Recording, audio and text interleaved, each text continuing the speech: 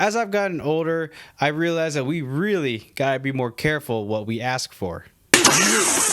Me? You think this is funny? In a cosmic sort of way, yes. Well, Mr. Funny Man, is this how you get your sick kicks? What? It's just an ordinary crabby. Oh my goodness! Like, how did the RSX go from this to this? Like, why did the legacy of the RSX have to be executed Mitsubishi Eclipse style?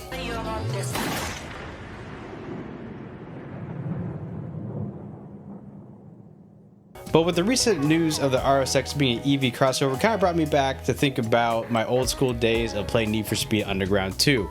I had a pretty raced out RSX Type S in that game, but I had a great time and I thought the car handled great. But I think this is what actually introduced me into the car scene in the first place and introduced me to some of my favorite JDM cars to this day. To this day!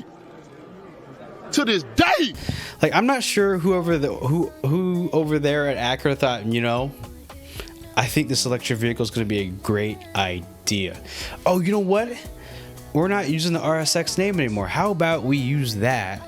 A legacy sports car, two-door sports car, high revving, all the way up to 8,000 RPM with a K20 engine as an electric vehicle.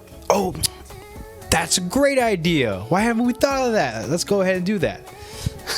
Yeah, I'm sure their board of members probably know more than me. However, I'm a consumer, and if they're trying to market this towards me, I don't think it's working. So we gotta really talk about the styling of the new RSX. I mean, it's still a concept, so keep that in mind. It's subject to change. It may not even look like the concepts that have been revealed at all. But based on what we know right now, honestly, I think the design is a little too all over the place. I mean, like, the front is like this sharp, like shark looking nose design. I'm not quite sure. Maybe they're trying to get like that futuristic like jet fighter design. And then like the side is actually kind of smooth. It kind of looks like it's hunched over, but then like I just don't think it mixes very well. And it also has like that weird like BMW X6, like it's supposed to be like a low sleek roof line, like almost like a coupe, but they decided to make it a crossover instead.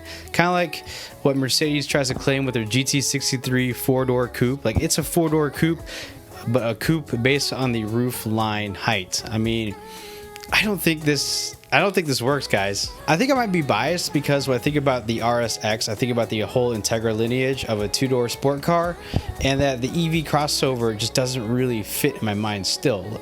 But regardless of it being a two-door, not being a two-door sport car anymore, I just don't think that the overall look of the car is very elegant. We can't really talk about why the new RSX is so bad without talking about why the old RSX was so good.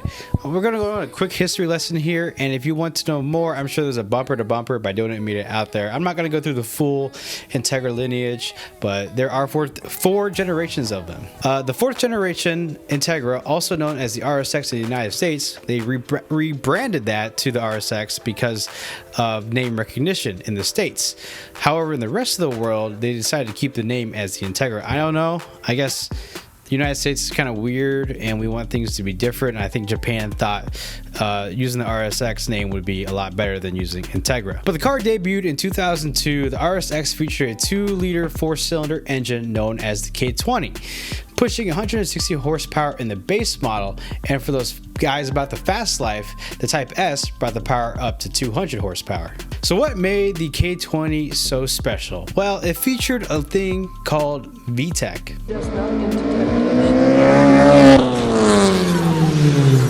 Ever heard of VTEC? You definitely actually heard it at 3 a.m. in the middle of the night, ripping through your neighborhood when you're trying to get a good night's rest for a good days of work tomorrow. What was also new with the RSX at the time was VTC, the variable timing control on the exhaust cam. For daily driving, VTC at lower RPMs, the camshaft timing was slowed.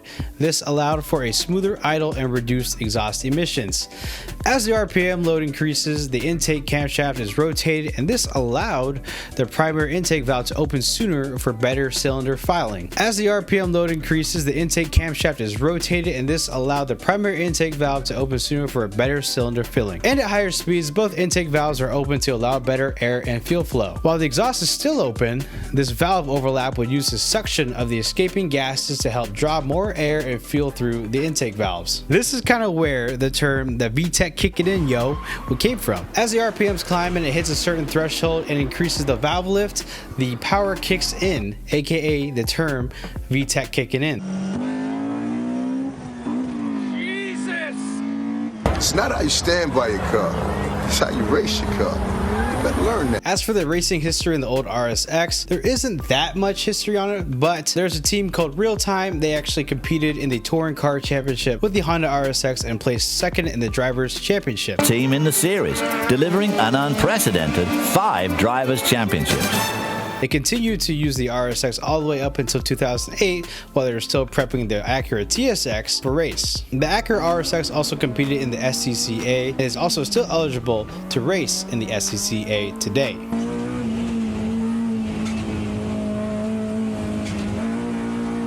What I can't say for sure about the new RSX is that it's probably not going to have an extensive racing history or be used at autocross at all.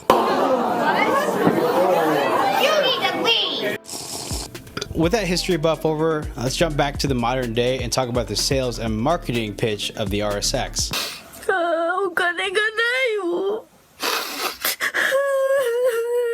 I can kind of understand why Acura decided to go with the EV crossover instead of a two-door sport car. It's simply because sport cars in this market today simply don't sell well. There's a multitude of reasons why sport cars simply don't sell well today, and the first reason is price.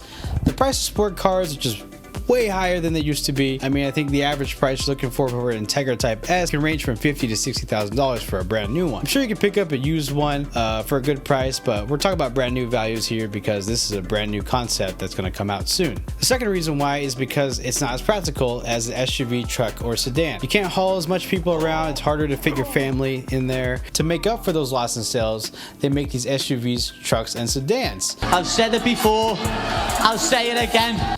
But this also allows them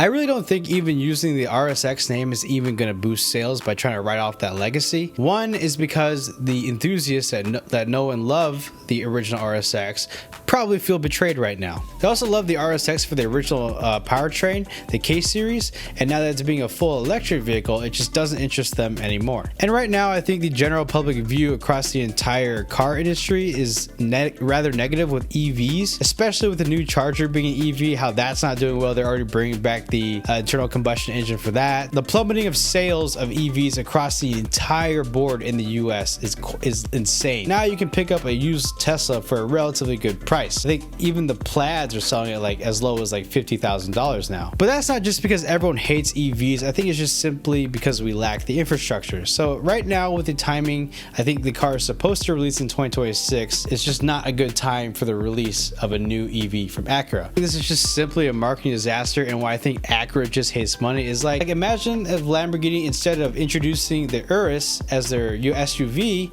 they decided to bring back the Diablo name and turn that into SUV instead.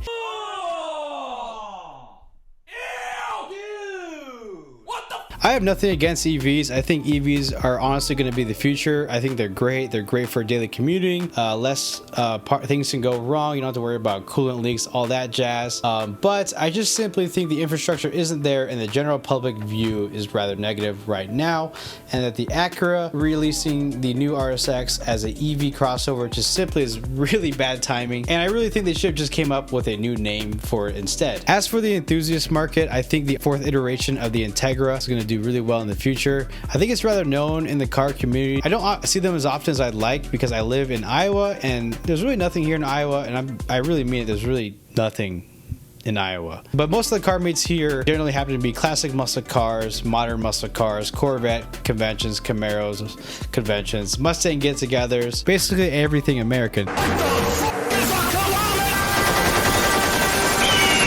The most variety you usually see are underground car meets that probably shouldn't be happening, but you know who you are, you go to them. And also Cars and Coffee, which usually has a splurge of supercars and a bunch of elitists. But with the trend of manual sport cars making a splurge in the market, especially with the manual 911 GT3 or even the Honda S2K holding its value to this day, I think the RSX will be up there in terms of increasing value over time as a successful fourth iteration of the Integra and being a manual higher revving sports car. Why I think the RSX will go up in value is that it's a dailyable car. Yeah, it lacks a four-door setup, it's not a sedan, but you can fit two people in the back, not that they enjoy the ride. It's also reliable. It's a K-Series Honda engine, and depending on how much the user is modifying it, it's rather reliable.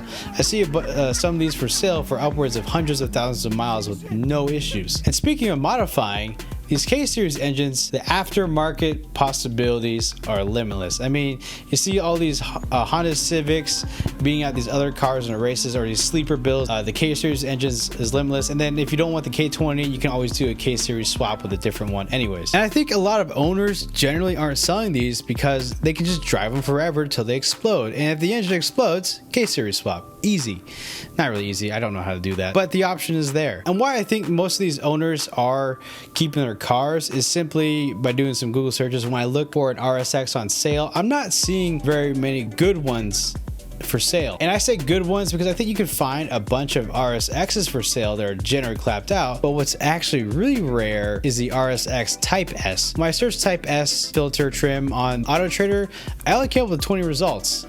And most of the 20 results, I'd say maybe half of them are actually in good condition. And if you look at Bring a Trailer, these are selling from like 10 grand on the low side all the way up to like 20 grand on the high side for the Type S. And I think that's pretty good value considering this car came out like 20 years ago. I'm gonna say it right now, and I really hope this video doesn't bite me in the ass later, but I think the original RSX is gonna hold its value or go up in value. I don't think it's gonna go up as crazy as the S2K, but I think it's still going to increase its value or hold its value. So if you do want to buy one, I don't think you're really going to lose any money on depreciation at all. I guess I'll go ahead and say it too. I think a bunch of these mid 2000s JDM cars are also going to go up in value as well, as the market is shifting towards the 2000s because these 90s icons are no longer as affordable as they used to be. If the RSX doesn't go up in value, I'll freaking eat my own shit. But at the end of the day, I just feel like we feel betrayed. I mean, you have these brand betrayals from likes of Mitsubishi, Subaru, and now freaking Acura. And I think the ones who feel betrayed the most are the original RSX fans who've been loyal to Acura and probably thought, oh man, someday they're going to come out with the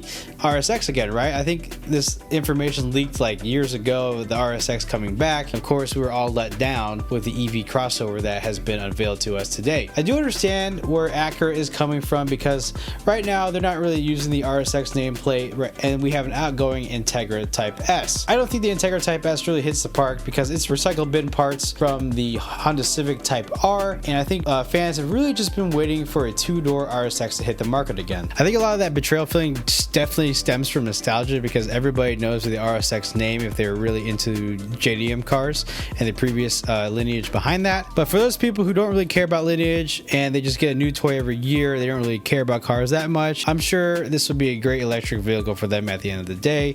Acura does make some pretty reliable vehicles. Personally for me, I'm not really that interested in EVs. I think they're great cars. I think they're great for commuting. If I ever land on an extra large sum of money where I can get a new daily, I think an EV would probably be great. I think Acura makes pretty reliable vehicles, so I think the EV the concept that they release will probably do well in terms of reliability and longevity. I do think these aren't going to sell well though because they are electric vehicles and the general public view of course is negative, and a bunch of new cars just sitting in dealer lots. And honestly, this is probably going to turn into a really great lease deal.